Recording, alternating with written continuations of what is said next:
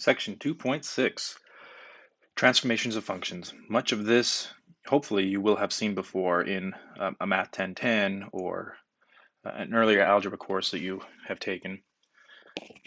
We may go into a little more detail is all. Excuse me.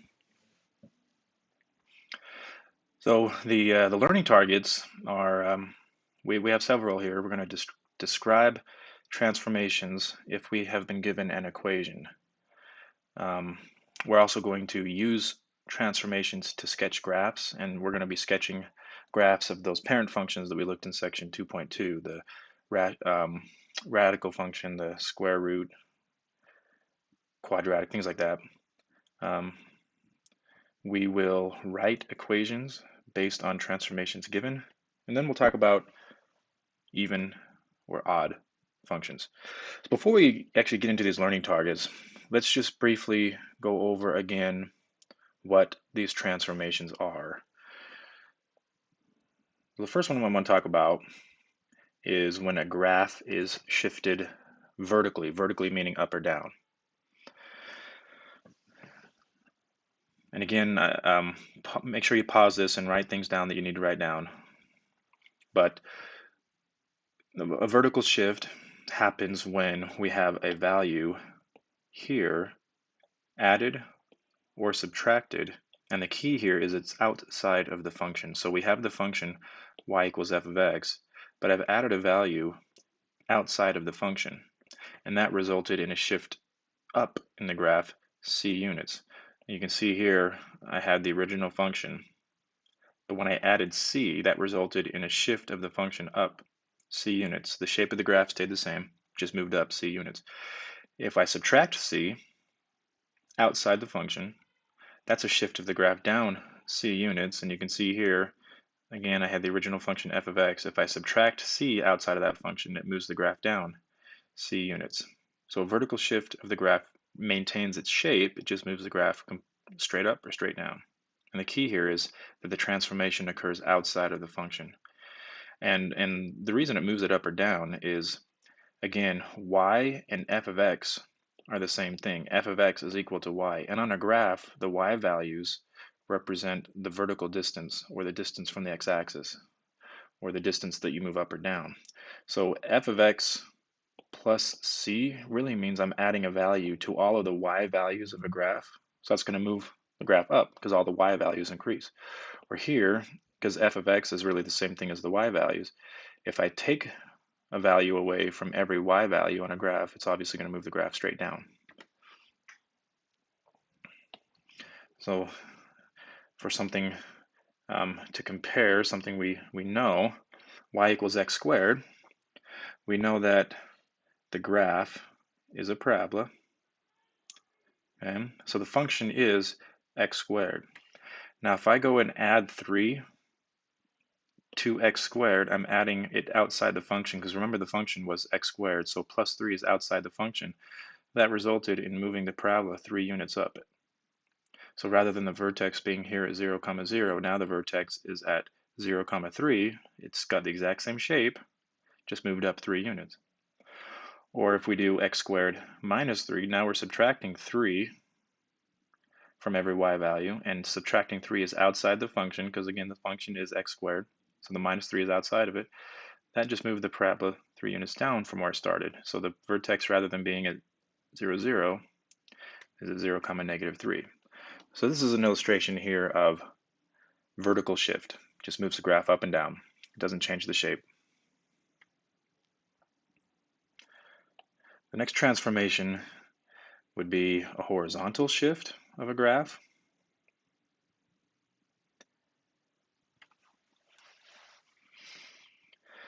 So here we have y equals f of x, but now we're adding or subtracting to the x values. Now this is inside the function, and it's affecting the x values. So think about it, the x values are what describe the left and right movement of a graph. So if we're adding or subtracting to the x values, then we're going to be shifting the graph horizontally. Now, a phrase I like to use, you'll hear me use it several times when we're talking about transformations, that if the transformation occurs inside of the function, it actually has the opposite effect of what you would think. if we subtract c, that actually moves the graph to the right. You can see here that we started with the original function f of x. If I subtract c from x, it actually moves the graph to the right c units. Here, if I add c to all the x values, it moves the graph to the left c units. So again, to illustrate that, f of x plus c moved the graph to the left. So I use the phrase inside the function is opposite of what you think. X minus c moves to the right, x plus c moves to the left. So to illustrate that, we'll use our absolute value graph. So y equals the absolute value of x. That's just a V-shaped graph with a vertex of 0, 0. If I add 2 inside the absolute value, so now I have the absolute value of x plus 2, what that resulted in is a shift to the left of 2 units.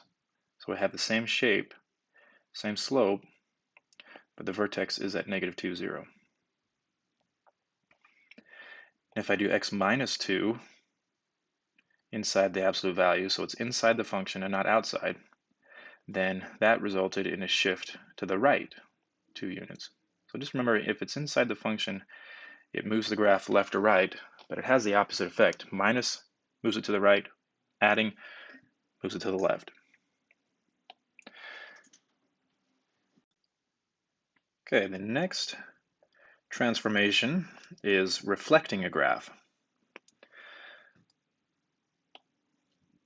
So we have y equals f of x, and to illustrate this one, I've used this function, y equals the square root of x.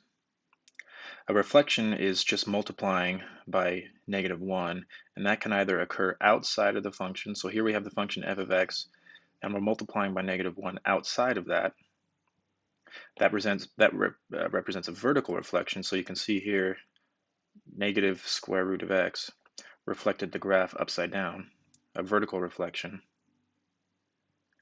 Okay. And then if we're multiplying by -1 inside the function, we're multiplying x by -1. That's going to take all the x values and make negative x values. And so that represents a horizontal reflection. You can see here we have y equals the square root of the opposite of x, which reflected the graph horizontally. So those are the reflections. We have a vertical.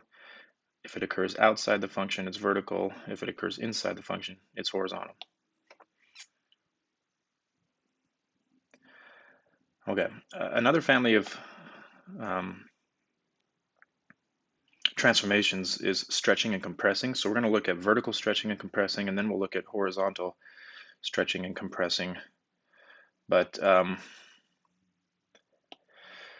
if we have y equals f of x, and then rather than adding a number outside the function, now we're multiplying a number, and that's the difference.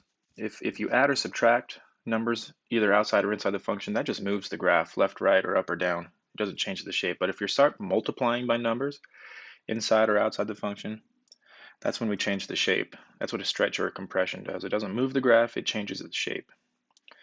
And so here, for a vertical stretch or compression, the multiplication happens outside the function. So essentially what we're doing is we're taking all the y values, because remember f of x represents y values, and we're multiplying them by a scale factor. And so that's either going to take the y values and increase them by a factor or decrease them by a factor. And so if c has a value greater than 1, it takes all the y values and multiplies them by that number, so the y values increase by a factor of c. If our value of c is between, and I know it's getting kind of messy, but you can see it right here. If the value of c is between 0 and 1, then that's a vertical compression. So what I have drawn here is an original, this is the original function f of x. It's a W-shaped graph, and I've labeled the points. Here we have -3, 3, -1, 0, 0, 1, 1, 0, and 3, 3. So if I wanted to find 2 times f of x, So this is my value of c, and it's multiplying outside the function, so it's affecting the y values, because f of x means y values. So all the y values are just multiplied by 2. That's essentially what this is saying. Take the y values, multiply them by 2. So I had a y value here of 3. The point was negative 3 comma 3, but if I took the y value and multiplied it by 2, I'm going to get negative 3 comma 6. Here I had a point of negative 1 comma 0, so the y value is 0, so that just stays 0. Here I had a y value of 1, it was 0 comma 1, so that becomes 0 comma 2. This point stays the same, 1 comma 0, because the y value of 0, if you multiply it by 2, you still get 0. And then this point, 3 comma 3, the y value is 3, so here it became 3 comma 6. So you can see that this shape has changed. It's been vertically stretched by a factor of 2. Now here I wanted to find 1/2 times f of x. 1/2 times f of x, remember, is y values, and we're going to take 1/2 of the original y values. So going back here, we had, for example, a y value of 3. So 1/2 of 3 is 1.5, so it became negative 3 comma 1.5. Or like here, 0 comma 0.5 and 3 comma 1.5. So this 1/2 times f of x is called a vertical compression. The graph is compressed or smashed vertically. And that happens when you multiply by a factor outside of the function.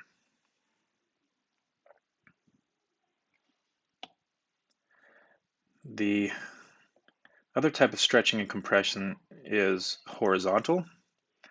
And that happens when we're multiplying by a factor c inside the function. Again, I'm going to use that phrase. If it's inside the function, it actually behaves opposite of what you would think. So if c is greater than 1, that's actually a horizontal compression. So if c is greater than 1, that compresses the graph horizontally by a factor of c. If c is greater than 1, that stretches the graph horizontally by a factor of c. So it does behave a little bit opposite of what you would think. So to illustrate it again, let's use the same shape, that W-shaped graph. If this is the original function f of x, if I want to do 2 times x, and you've got to really try to remember, if it's inside the function, it's opposite. Matter of fact, I'm going to write this down. The actual mathematical operation is 2 times x. So the opposite of that would be, rather than multiplying by 2, the opposite of this would be x values divided by 2.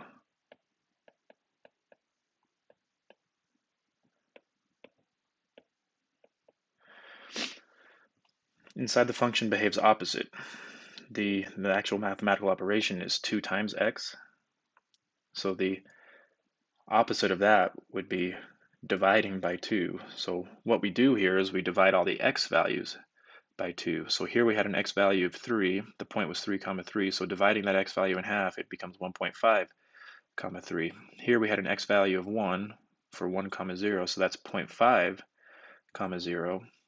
Here we had negative 1, so that's negative 0.5. And then over here we had the negative 3 comma 3, so that's negative 1.5 comma 3. So you can see f of 2x resulted in a horizontal compression by a factor of 2. And then this one, f of 1/2 x, the operation inside the parenthesis is 1/2 times x, so that's half of all the x values. But again, because it's inside the function, it behaves opposite. So what we're really doing is, instead of taking half of all the x values, we actually double. The opposite would be double all x values.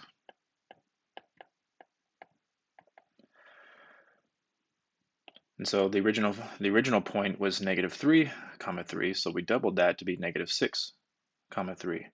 Or here the original point was negative 1 comma 0, so we doubled the x value to get negative 2 Same thing over here, 2 comma 0, and then that shouldn't be a 0, that should be a 3, 6 comma 3. So it became 6 comma 3. So f of 1/2 x actually resulted in a horizontal stretch by a factor of 2.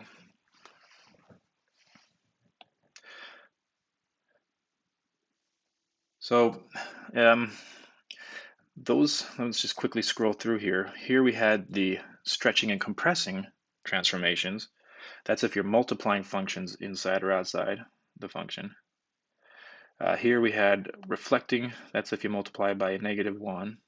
And then these transformations up here, these were vertical or horizontal shift. That's if you add or subtract inside or outside the function. So those are all of the transformations: shifting, reflecting, and stretching and compressing.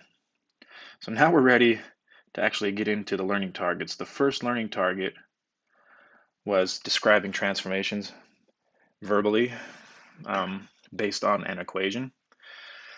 And so what we're looking at is where does the transformation occur? Is it inside or outside the function? And are we adding, or are we adding, subtracting, or are we multiplying? Because remember, adding or subtracting is a shift, whereas multiplying is a stretch or compression. So this one, part A, we're adding 3 outside the function. So it's outside the function and we're adding, which means it's going to be a shift. And since it's outside the function, it's vertical. So describing this would be a vertical shift up 3 units.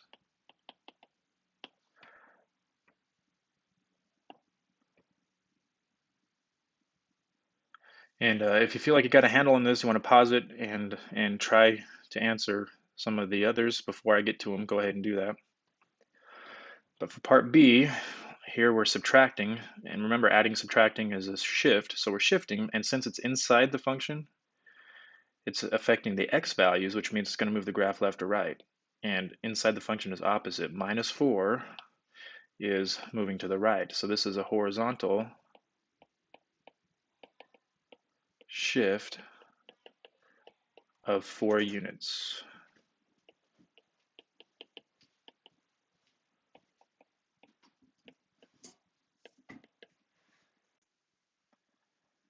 For part C, I have a couple of transformations here. And if this is an exam or the final exam, what is expected is that you consider the transformations in mathematical order or of order of operations. So you do need to list these in the correct order using order of operations. And what I mean by that is if we did plug a number in, there we go. If we did plug a number in for x, the first thing that would happen to it is we would add the 3, then we would multiply it by that -1, and the last thing we would do is subtract the 4 in order of operations. So we need to address those transformations in that order. So the first one is this one. Okay, that's the +3. Then we need to address what that negative there does, and then we need to address what that -4 does. So transformation 1, since it's inside the function and it's adding, it's a horizontal shift to the left. So shift left 3 units. Okay, the second one is, since it's outside the function and it's multiplying by -1, that's a vertical reflection.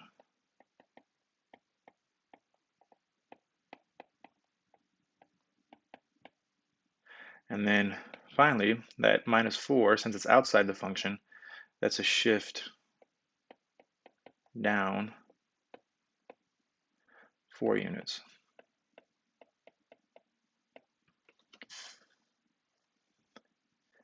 Okay, we have a couple more here, and again, if you want to pause and try them on your own, see if you can describe those transformations. Part D, we have multiplying. We're multiplying outside the function.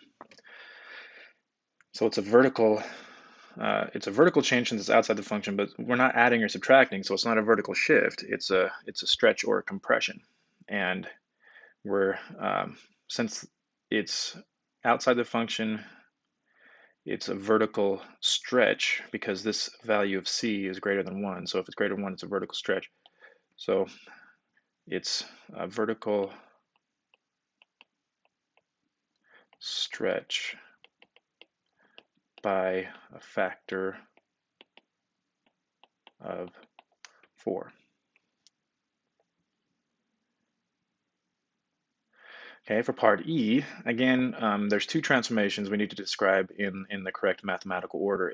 If we were to plug a number in for x and evaluate the function, the first thing that would happen to it is we would multiply by a third, and then the second thing that would happen to it is we would add 2. So we need to describe the transformations in that order. So the first one there, transformation number 1, it's multiplying inside the function, so that's a horizontal stretch or compression. And inside the function's opposite. So rather than having 1/3 of all x values are actually going to be multiplied by 3. So that's going to stretch the graph horizontally. So this is a horizontal stretch by a factor of 3.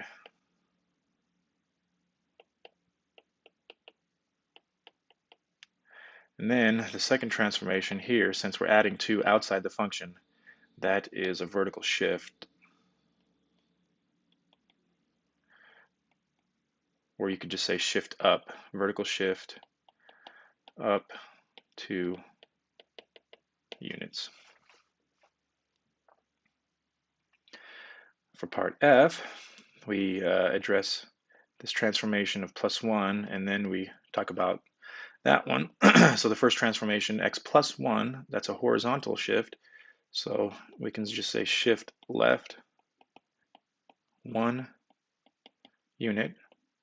And then the second transformation, 1/2 multiplied by f of x, that's a vertical stretch or compression.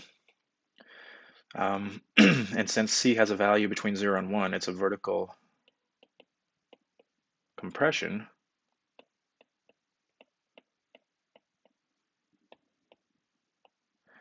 All the y values are getting cut in half, or essentially, or they're being divided by 2, so it's a vertical compression by a factor of 2.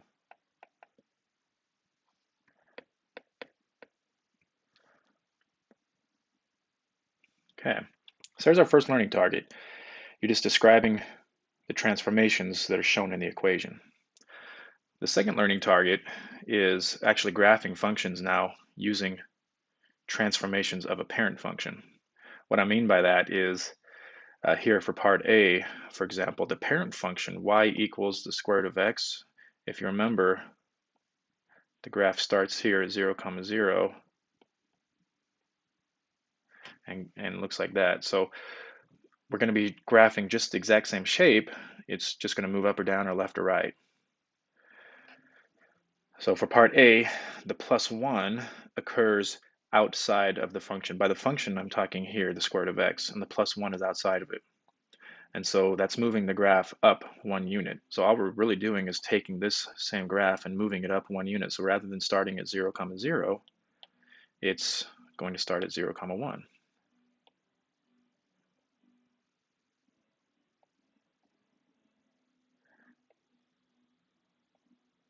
And have this same shape as the parent function. So when it says graph the function using transformations, that's what we're doing. We're taking a parent function and applying these transformations to that parent function. So here the +1 now is inside the function. The function is the square root, and the +1 is inside of it. And so that's going to be a horizontal shift, and +1 means it's shifting to the left 1 unit. And so we take the parent function, which started at 0, 0, and it's going to shift to the left 1 unit.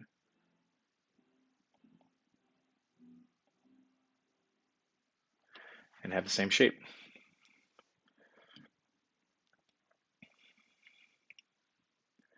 Okay, for part C, we have a parent function of being squared. So the parent function here is y equals x squared. That's the parent function. That's a quadratic, it's a parabola with a vertex at 0, 0. And so we have two transformations here to look at. We have this transformation, which is moves to the right 3 units. And then we have this transformation here, which moves, or shifts, I should say shifts, moves up 1 unit. So we just take this graph here and move it to the right 3 units and then move it up 1 unit. So the vertex is going to be 3, 1.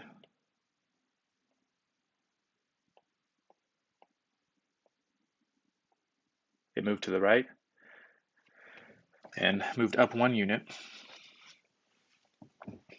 And it is going to be expected to have a few additional points on the graph just to make sure that we have the correct shape. So going back here to the original function, we had the vertex at 0, 0, and then we had points of 1, 1 and negative 1, 1. So if those are also shifted to the right 3 and up 1, that's going to become 4, 2 and 2, 2.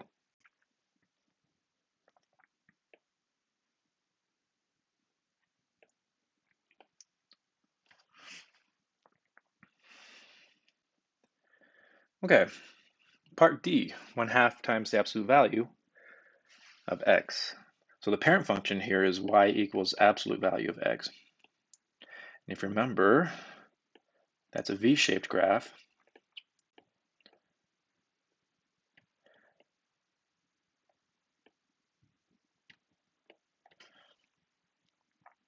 Like that.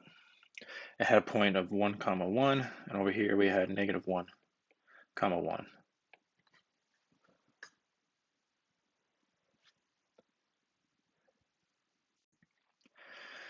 So this transformation in part D is multiplying outside the function. So it's going to be a vertical stretch or a vertical compression because we're multiplying.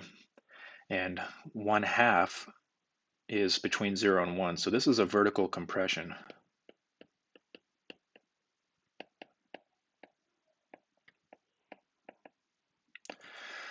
So what we're going to do is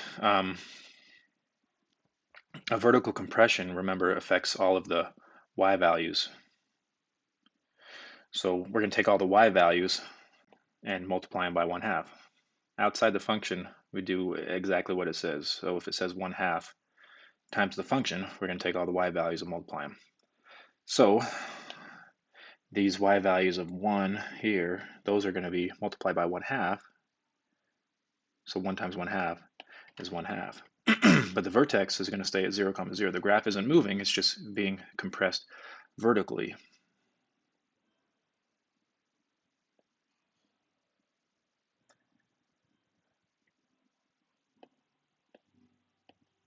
So we have 1, 1/2 and negative 1, 1/2.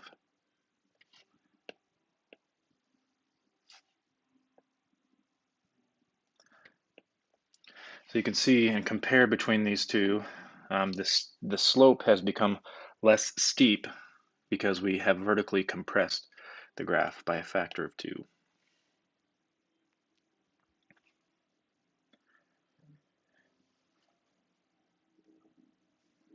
Okay, here's an interesting example that you'll see in the homework. And I apologize, I didn't finish this one. What we're going to be doing here is, here we have the original function f of x. On this graph, we're going to do 2 times f of x. On this graph, we're going to do f of 2 times x. Okay, excuse me. The way I would recommend that you approach a problem like this is looking at the original function. I think it's easier if we had all of the values of that graph the points was what I'm talking about, listed in a table form. So I'm just going to quickly list all the x, y values of the, the easy to identify points of this function. So we have negative 2 comma 0, we have negative 1 comma 1, we have 0 comma 0. It looks like we have 2 comma 2 and 4 comma 0. So that's an xy table from the original function f of x. Now, 2 times f of x is going to generate a transformation of the graph, so it's going to change our xy values. Now, this is multiplying outside of the function. It's 2 times f of x. It's multiplying outside of the function, which means it's a vertical stretch. Vertical stretch means that we multiply the y values by 2. So we're going to multiply all of the y values here by 2. Nothing changes on the x values. We're going to multiply the y values by 2. So all of the x values stay the same. The y values are going to multiply by 2. So you can see I've just multiplied all the y values by 2.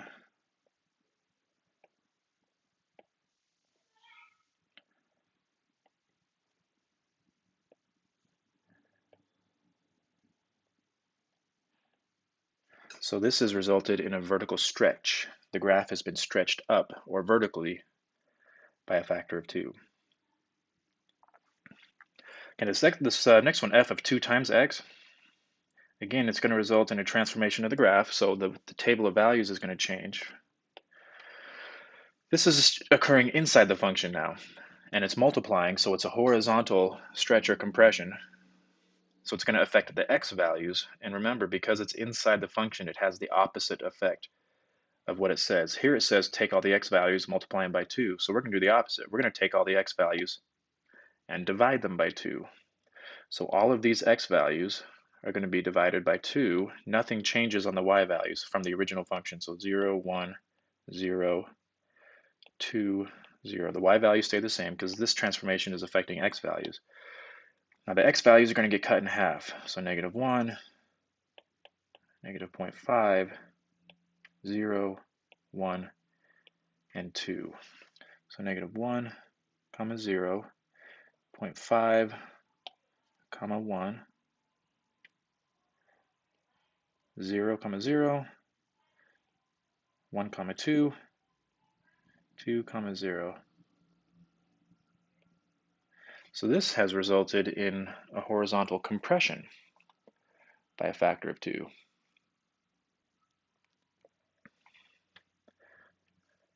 Okay. So that, I apologize, I didn't make it clear. That was our second learning target, which was graphing transformation or graphing functions based on transformations. This whole thing was our second learning target. Our third learning target, finding the equation or writing an equation based on a transformation. So we have a parent function, f of x equals x squared, but what would the equation look like if it was shifted down 3 units? They want us to write a new function representing that transformation of shifting down 3 units. So the new function, if it's a vertical shift, shifting down is a vertical shift, it has to occur outside of the function. And since we're shifting down, it's going to subtract 3. So the new function would be f of x equals x squared. And then I'm going to subtract 3 outside the function. So this would be the resulting equation if we shift the graph down 3 units. Go ahead and try part B. Pause it. We have absolute value of x, and it's going to be shifted to the right and up 1 unit. So if it's shifting to the right, that's horizontal, so that needs to occur inside the function. So it's going to be inside the absolute value, and if it's shifting to the right, that actually means we subtract 2. Subtract 2 from x means it's shifting to the right, and then up 1 unit is going to be a transformation that occurs outside the function, so plus 1.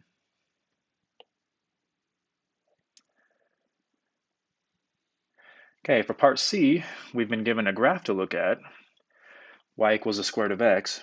What would the equation be if we did these transformations here? And the transformations aren't verbally or explicitly written. We've got to look at the graph and decide what's happened. So it looks like it's shifted to the right 2 units, down 1 unit, and then been reflected vertically. So go ahead and pause it and see if you can write an equation that contains those transformations to the right 2, down 1, and reflected vertically.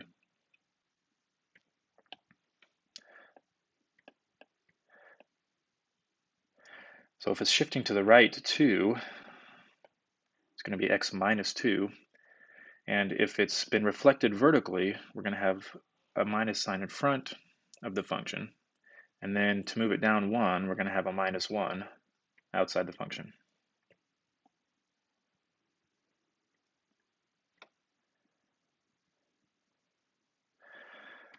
Okay, last learning target, even or odd functions.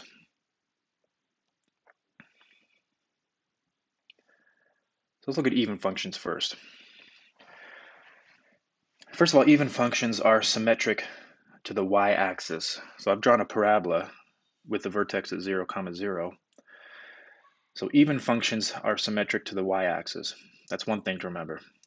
The other thing to, and this is equally as important as the symmetry, is this property that I tried to illustrate. I know the picture maybe got a little messy, but I want us to focus for a second on this point. This point is the point x comma f of x right here. I plugged in x, I got f of x.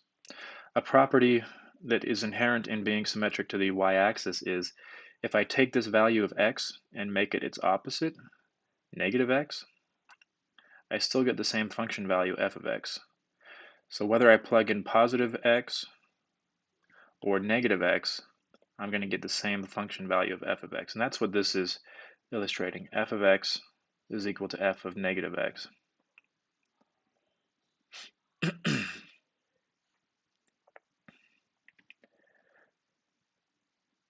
Now, odd functions have symmetry, but they're not symmetric to the x-axis, because if you think, if a graph is symmetric to an x-axis, it wouldn't pass the vertical line test, so it wouldn't be a function. So odd functions aren't symmetric to the x-axis. They're symmetric to the origin, is how it's described. Odd functions are symmetric to the origin. What that means is, like this point here, I plug in x, and I get a certain function value f of x. Being symmetric to the origin means that both of these become the opposite. There's a point on the graph that's directly opposite, negative x comma negative f of x. So if I plug in negative x, I get negative f of x. Or if we wanted to use actual numerical values, here I have a point of 1 comma 1. So if you make both of those the opposite, you would have negative 1 comma negative 1. Or this one is the point 2 comma 8. So if it's symmetric to the origin, we would have a point that's directly opposite, which would be negative 2 comma negative 8. So the property here is if you plug in a negative x, you're going to get the opposite of f of x.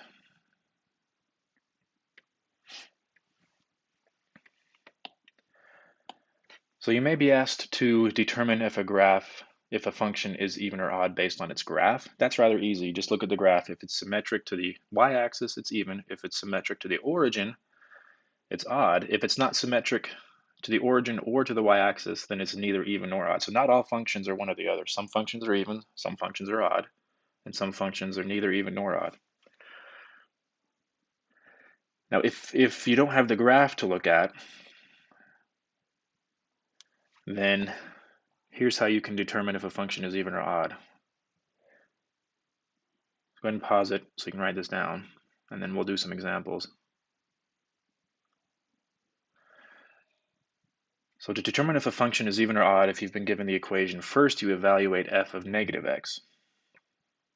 Once you've done that, then you make a determination. If you plugged in negative x and simplified and it resulted in the same function that you started with, so no change occurred, then it's an even function. If you evaluate f of negative x and you get the exact opposite of the function you started with, everything's the opposite, then it's an odd function. If you plug in f of negative x and none of these happen, then the function is neither even nor odd. So as an example, part A, to determine if 3x cubed minus 2x is even, odd, or neither, the first thing we're going to look at is what happens when we evaluate f of negative x. So all of the x's become opposite,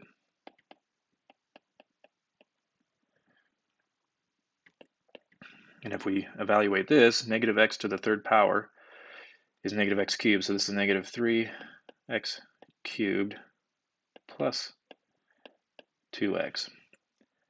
And then if I factor out that negative sign,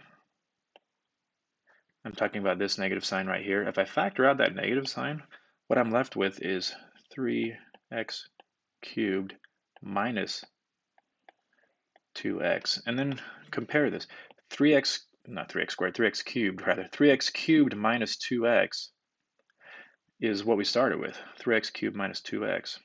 So I can replace this expression with f of x, and there's a minus sign in front of it. So this is the opposite of f of x. So what we've gone from here is f of negative x to negative f of x. What we've illustrated is that f of negative x is equal to the opposite of f of x, and that's an indication here that the function is odd. Or another way we can look at this is the function we started with was positive 3x cubed minus 2x, and what we ended up with was negative 3x cubed plus 2x. It's exactly the opposite. Every term is an opposite of what it started with, so that is the opposite of f of x. So part A was an odd function.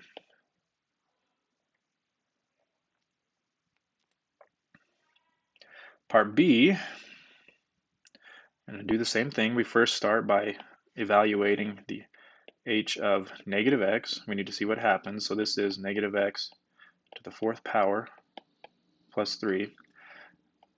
But the opposite of x to the fourth power is just x to the fourth power plus 3. And if we compare, x to the fourth plus 3 is exactly the same thing as what we started with. So this is equal to h of x. So we began with h of negative x, and we ended up with what we started with, h of x. So h of negative x is equal to h of x. And that is an indication here that the function is even. We evaluated the function at the opposite of x, and it resulted in no change at all. We ended up with the original function. So that's an even function.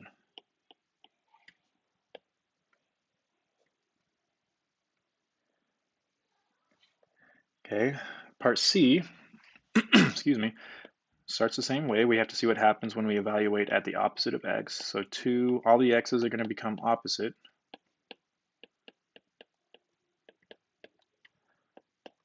Negative x to the second power is x squared, so this is 2x squared plus 3x plus 1. So let's compare what we have. 2x squared is the same as that one. This is negative 3x, that's positive 3x, so this plus 1, that's a plus 1. So it's not the same function that we started with. So g of x is not the same as g of negative x, so it's not even. But all of the terms aren't opposite either. So it's not negative g of x. This is not completely the opposite of what we started with. So it's not the same thing as what we started with, and it's not exactly opposite of what we started with. So this is neither even nor odd. So we just say neither.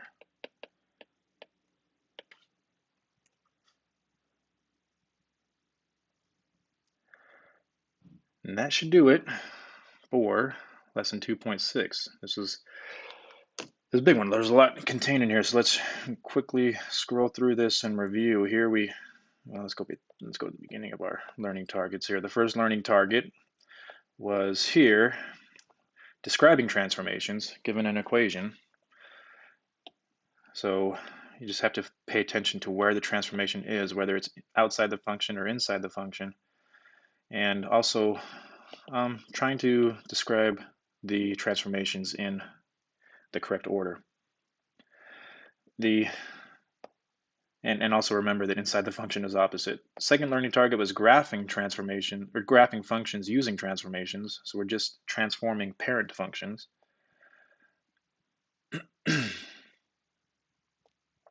Based on transformation. So it is helpful to have gone through section 2.2 so you are familiar with the parent functions and what they look like. X squared, or absolute value, or the square root function like that up there. Third learning target. Oh, and this is a big one. I've seen this pop up several times on final exams, where you have an oddly shaped function that's not a parent function of any typical function, and then you're asked to perform some transformations on it. I think the best, easiest way is to locate some points on the original function, make a table of values, and then apply the transformation to the table of values so you can easily draw a graph. And then third learning target, we created new equations based on transformations that were explicitly stated.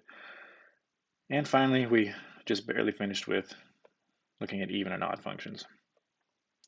And the biggest thing to remember there is you always start by evaluating the function at the opposite of x to see what happens. Whoops.